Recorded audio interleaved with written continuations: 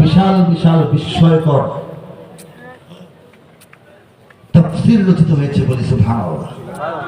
কিন্তু কোরআনের শুরু থেকে শেষ পর্যন্ত ৬,০০০-এর অধিক আয়াতের কবিতায় কামা হাক্কুহু তরজমা হয়েছে বলে দুনিয়ার কোথাও এটা প্রকৃত প্রমাণিত নির্ভুল এবং নির্ভরযোগ্য অনুবাদের সংবাদ পাওয়া যায় না।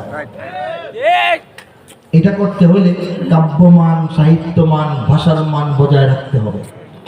নাহু, সরফ, ফাসাহাত, বালাগাত সামঞ্জস্যশীল রাখতে হবে। আল্লাহর কালামের মহত্ব, বরত্ব, গুরুত্ব, মর্যাদা, শান ও মান ও আভিজাত্য, লালিত্য, সৌন্দর্য অক্ষুণ্ণ রাখতে হবে। আমরা করতে গিয়ে আল্লাহর কালামের মধ্যে ছেড়ে গেলে হবে না। শুরু থেকে শেষ পর্যন্ত ধারাবাহিক হইতে হবে। প্রত্যেকটা আয়াতের চর্চাটা স্বতন্ত্র তর্জমা হইতে হবে এবং পড়লাম, বুঝলাম, যেটা বুঝলাম লিখে দিলাম, এটা হবে না। যতটুকু যেভাবে আল্লাহ বলেছেন সেই মূল তর্জমা করতে হবে। ভাব দিয়ে অনুবাদ করলে হবে না, মূল তর্জমা আসতে হবে।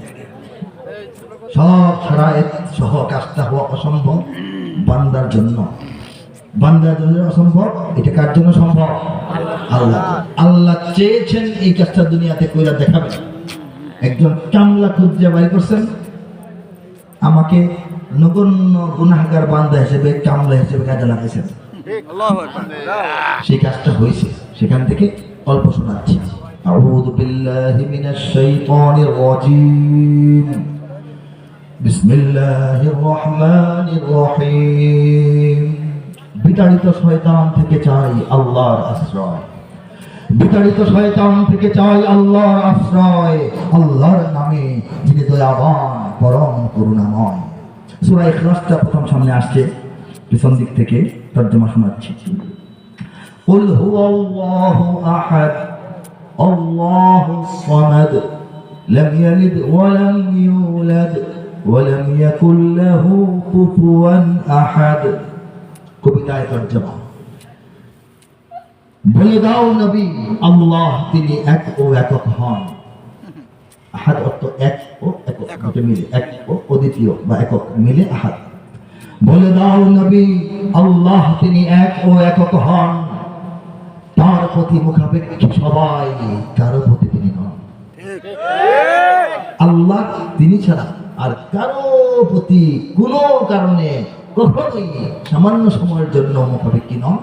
আবার আল্লাহ ছাড়া যা কিছু আছে সমস্ত কিছু সব সময় সবকিছুর জন্য আল্লাহর কাছে মুখাপেক্ষী।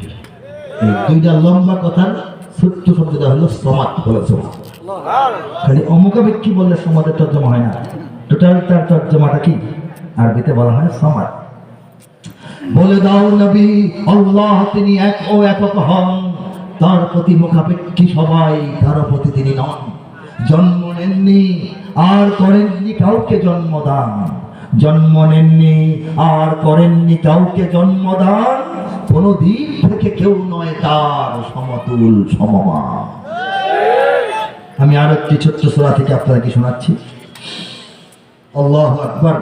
এটি একটি অলৌকিক ব্যাপার, আধ্যাত্মিক ব্যাপার। আল্লাহর ইচ্ছা ফয়সালা ছাড়া এটা হওয়ার কোনো উপায় নাই।